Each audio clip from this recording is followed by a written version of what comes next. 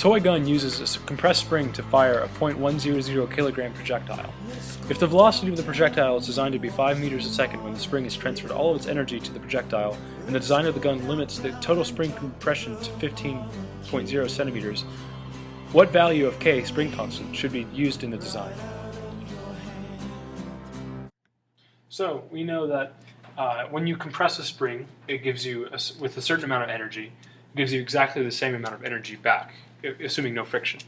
And we are assuming no friction. And you have the 1 kilogram ball, or the 0.1 kilogram ball, sorry. And then you know the distance, which is 15 centimeters, which is 0.15 meters. And you know the velocity, which is 5 meters just per second. But the key point here is it's conservation of energy problem.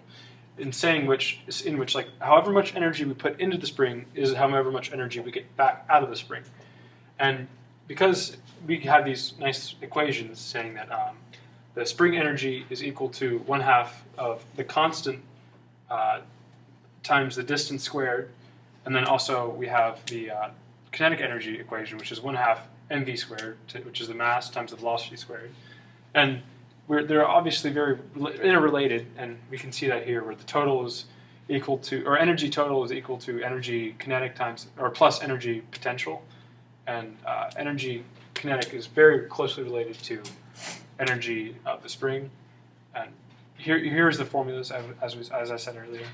And basically, what you can do is set the potential or the spring energy, because this is, I mean, you can really go back and forth between forms of energy. So the spring energy is equivalent to the kinetic energy.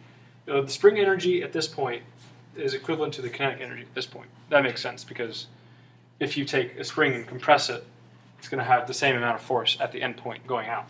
So you set them equal to each other, and then you carefully substitute the values in, and we have a 1 kilogram or 0.1 kilogram mass and a 5.0 meters per second velocity.